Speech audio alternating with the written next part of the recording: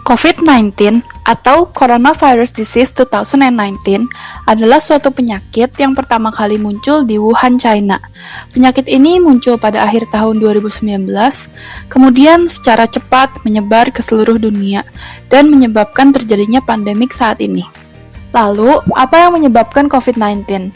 COVID-19 ini disebabkan oleh adanya virus yang disebut sebagai SARS-CoV-2 atau Severe Acute Respiratory Syndrome Coronavirus 2.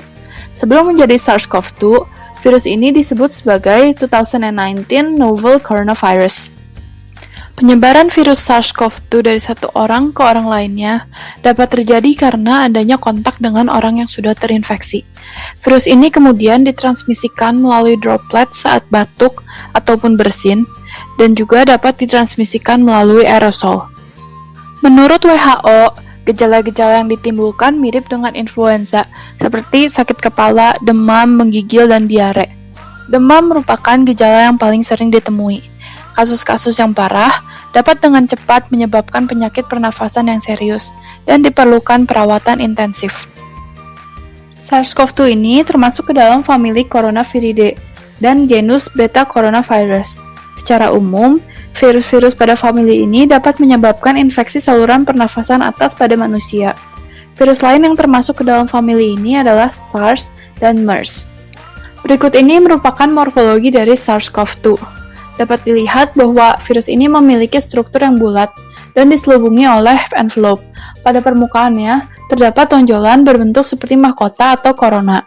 Di dalam virus ini, terdapat materi genetik berupa positif single-stranded RNA. Positif stranded RNA pada virus ini terdiri dari 29.891 nukleotida, dan struktur gennya terdiri dari 5' cap dan 3' poly-A tail dengan 6 hingga 10 gen diantaranya yang mengkode protein. Ukuran virus ini sangat kecil, yaitu sekitar 70-90 nanometer berdasarkan penelitian yang dilakukan oleh Kim dan kawan-kawan pada tahun 2020. Oleh karena ukuran yang sangat kecil, mata kita, bahkan mikroskop cahaya, tidak dapat digunakan untuk melihat virus ini. Pada virus ini terdapat 4 protein struktural. Yang pertama adalah envelope protein, yang kedua adalah membrane protein, yang ketiga spike protein, dan yang terakhir adalah nucleocapsid protein. Masing-masing dari protein ini memiliki fungsi yang berbeda. Berdasarkan jurnal Astuti pada tahun 2020, diketahui bahwa envelope protein berfungsi untuk memperbanyak virus dan juga untuk pertumbuhan virus, sementara membran protein digunakan sebagai penentu struktur dari envelope atau selubung virus. Spike protein atau corona digunakan untuk melekatkan envelope dari virus kepada sel inang. Sementara itu, nucleocapsid protein merupakan protein pembungkus RNA yang berfungsi dalam siklus replikasi. Kok bisa virus jadi ada banyak dan menyerang tubuh kita? Secara umum, untuk dapat bereplikasi, virus akan memanipulasi siklus sel sehingga dapat menyediakan kondisi seluler dan bahan baku yang mendukung replikasi virus. Seperti yang kita tahu, siklus sel terbagi menjadi interfase dan fase M. Interfase terdiri dari fase G1, yaitu perbesaran ukuran sel, duplikasi protein, serta komponen sel, fase S, yaitu sintesis DNA, dan fase G2, yaitu persiapan menuju mitosis. Fase M atau mitosis terdiri dari profase, metafase, anafase, dan telofase. Sel yang sudah berdiferensiasi disebut berada pada fase G0 atau resting phase. Diferensiasi sel menyebabkan sel tersebut memiliki fungsi yang lebih spesifik.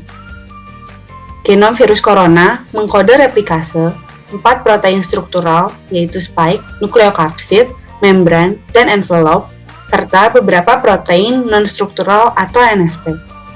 Protein non-struktural 3B dan 7A dapat menginduksi siklus sel sehingga tertahan pada fase G0, G1. Penahanan siklus sel pada fase tertentu artinya siklus sel tersebut berhenti dan tidak lagi terlibat dalam proses duplikasi dan pembelahan. Bagaimana replikasi virus dapat terjadi di dalam sel inang? Virus akan menyerang sel inang yang spesifik. Karena itu, terdapat mekanisme pengenalan reseptor oleh virus. Protein spike pada virus corona berperan penting dalam proses penempelan, fusi, dan masuknya virus ke sel inang. SARS-CoV dan SARS-CoV-2 memiliki reseptor binding domain atau RBD untuk mengenali reseptor ACE2 angiotensin converting enzyme 2 pada manusia. Namun, struktur kristal pada domain C-terminal protein spike SARS-CoV-2 menyebabkan virus ini memiliki konformasi yang lebih kompak.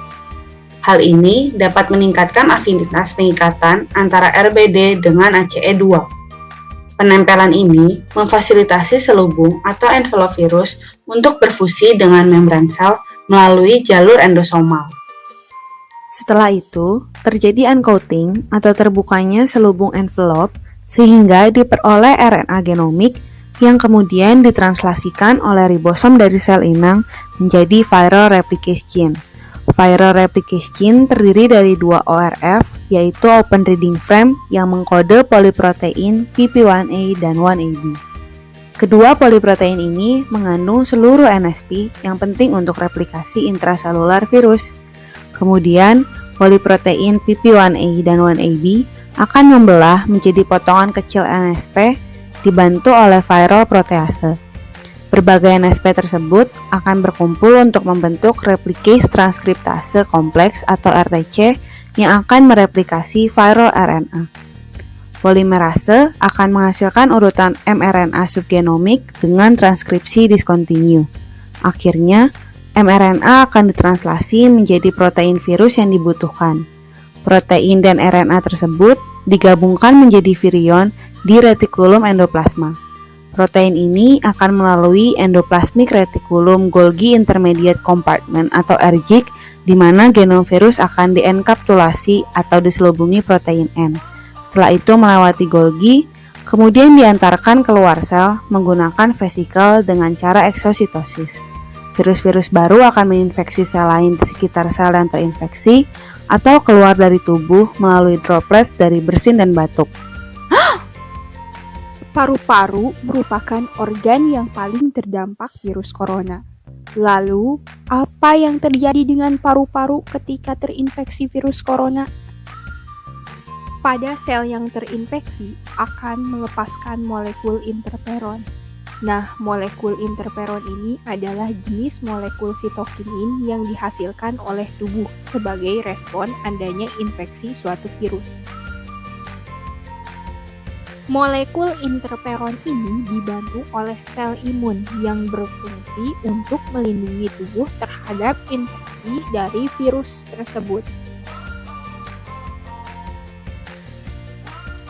Selain itu, makrofag juga membantu memakan virus yang ada di luar sel dan menimbulkan inflamasi sebagai respon untuk mendukung kerja imun. Namun, jika respon inflamasi tersebut berlebihan, maka akan menyebabkan immune strike, sehingga alveolus itu akan meradang dan menimbulkan berbagai penyakit lain. Apakah virus corona hanya dapat menginfeksi paru-paru saja?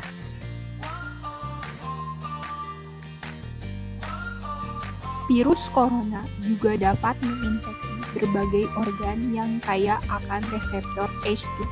Selain paru-paru, ada usus, jantung, otak, mata, dan hidung.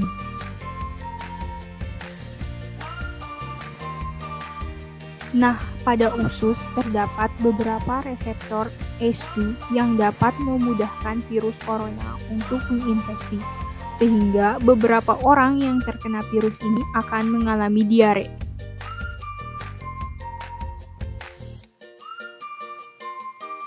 Jika virus tersebut menginfeksi jantung, maka akan menyebabkan pembekuan darah, serangan jantung, dan peradangan jantung. Sedangkan pada ginjal dapat menyebabkan tekanan darah menurun hingga gagal ginjal. Apabila virus tersebut menginfeksi otak, maka akan menyebabkan pusing gastro. sedangkan pada mata akan mempengaruhi konjungtivitas mata.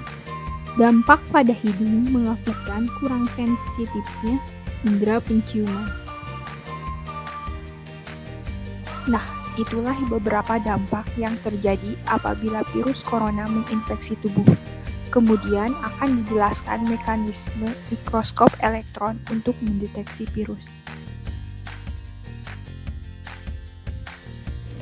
Dalam penelitian virologi seperti penelitian mengenai virus SARS-CoV-2 yang menyebabkan COVID-19, ilmuwan menggunakan berbagai cara seperti penggunaan mikroskop.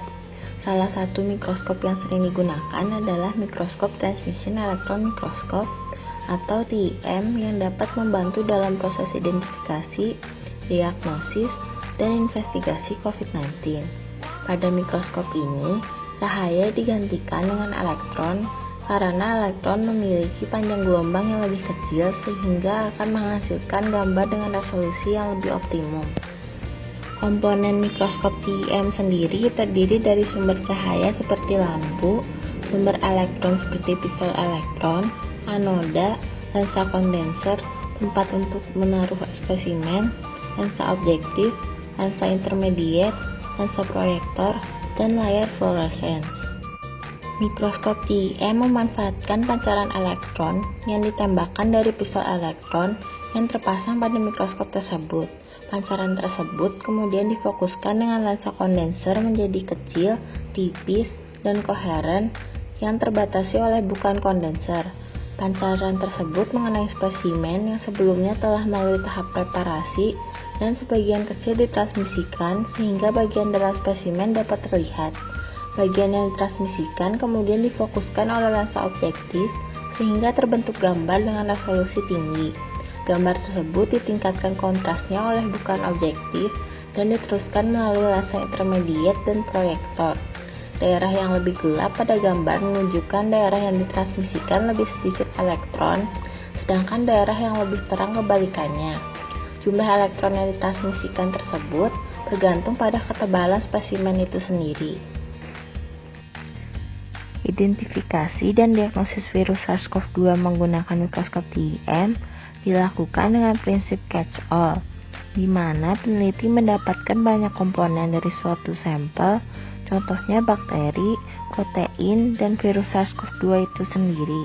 Kemudian peneliti mengidentifikasi komponen-komponen tersebut dengan membandingkan karakteristik yang teramati terhadap karakteristik klasifikasi yang telah diketahui dari studi-studi sebelumnya.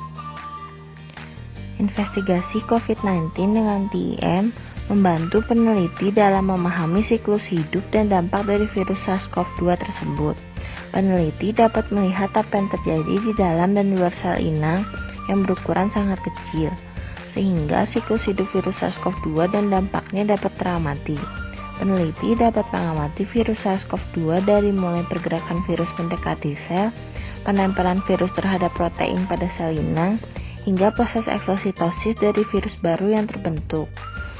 Sampel yang akan dilihat menggunakan mikroskop TEM disiapkan dengan melakukan pemotongan ultrasonik, dimpling, dan ion milling. Prosedur tersebut dilakukan untuk menipiskan sampel sehingga elektron dapat ditransmisikan. Dimpling merupakan teknik yang menghasilkan sampel dengan bagian tengah yang tipis, sedangkan bagian ujung-ujungnya cukup tebal sehingga handling oleh peneliti lebih mudah. Kemudian, ion milling merupakan teknik akhir yang digunakan dalam preparasi. Proses ini melibatkan ion argon bermuatan yang gerakannya dipercepat ke arah permukaan sampel. Gerakan tersebut dipercepat menggunakan tegangan tinggi yang diberikan dari sumber. Interaksi antara ion dan permukaan sampel membersihkan permukaan sampel yang akan dilihat menggunakan mikroskop TEM. Gambar di sebelah kanan menunjukkan alat yang digunakan dalam pemotongan secara ultrasonik, sedangkan gambar di sebelah kiri menunjukkan proses yang terjadi sehingga sampel siap untuk dilihat menggunakan mikroskop TEM. Seperti yang telah kita ketahui, virus memiliki ukuran yang sangat kecil, sehingga tidak dapat dilihat secara langsung oleh mata. Ukuran dari virus sendiri sekitar 20-400 nanometer. Lalu, bagaimana jika para peneliti ingin melihat bentuk permukaan dari virus atau bakteri dengan ukuran yang sangat kecil? Terdapat mikroskop yang disebut Scanning Electron Microscope atau SEM. Berbeda dengan TEM yang menghasilkan gambar dengan memanfaatkan elektron yang telah melewati objek, SEM menghasilkan gambar dengan elektron yang telah dipantulkan oleh objek atau spesimen yang digunakan. Dengan begitu, SEM dapat menghasilkan gambar struktur virus secara 3 dimensi. Seperti apakah gambar yang dihasilkan oleh mikroskop SEM? Hasil gambar yang diperoleh dari mikroskop SEM adalah seperti berikut. Ini adalah gambar dari virus SARS-CoV-2, virus yang menyebabkan penyakit COVID-19. Virus ini ditandai dengan warna kuning dan warna lainnya menunjukkan sel pasien yang terjangkit penyakit ini. Bagaimana mikroskop SEM dapat menghasilkan gambar 3 dimensi? Sebelum menghasilkan gambar seperti itu, virus atau spesimen yang akan diamati perlu dilakukan preparasi, seperti fiksasi, dikeringkan, dan kemudian dilapisi oleh logam berat. Logam yang umum digunakan adalah emas. Fiksasi dilakukan untuk mempertahankan kondisi spesimen dan dilapisi oleh logam berat agar spesimen tidak rusak akibat tembakan elektron dan meningkatkan sinyal pantulan elektron dari spesimen agar memberikan struktur yang jelas. Spesimen yang telah disiapkan ditembakkan dengan elektron yang melewati komponen-komponen seperti lensa optik, beam deflektor, dan lensa objektif. Kemudian, elektron yang dipantulkan oleh spesimen akan ditangkap oleh detektor pada mikroskop. Detektor akan mengukur jumlah dari elektron yang dipantulkan oleh spesimen, kemudian diubah menjadi gambar bentuk spesimen berdasarkan pola elektron yang diterimanya.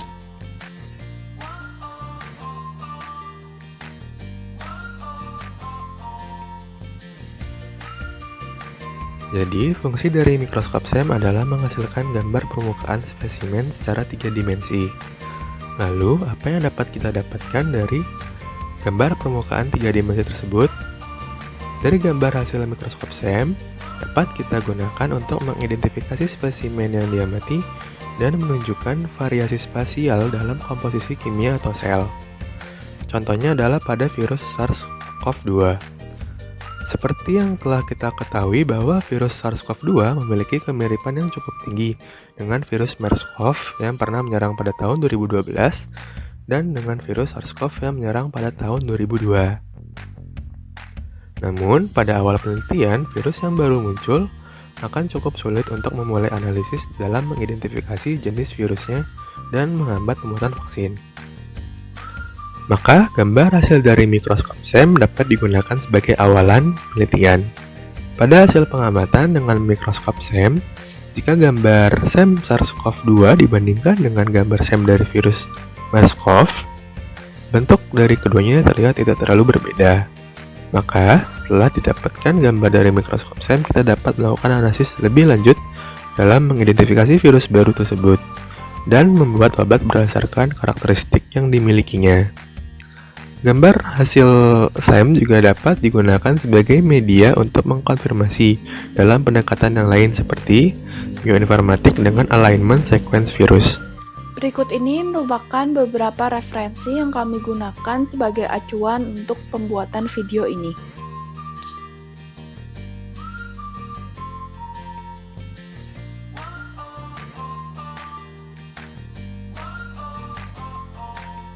Semoga dengan adanya video pemaparan ini dapat lebih dimengerti mengenai apa itu SARS-CoV-2, bagaimana virus ini menghambat siklus sel, bagaimana dampaknya, dan juga cara-cara pendeteksian menggunakan mikroskop elektron.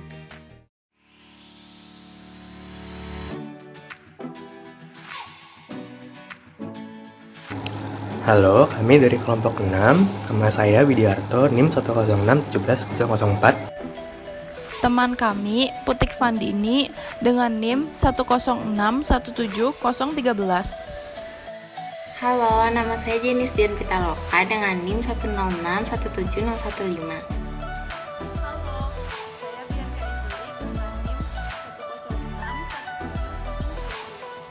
Saya Allegra Pelia, NIM 106-17048. Terima kasih sudah menonton video kami.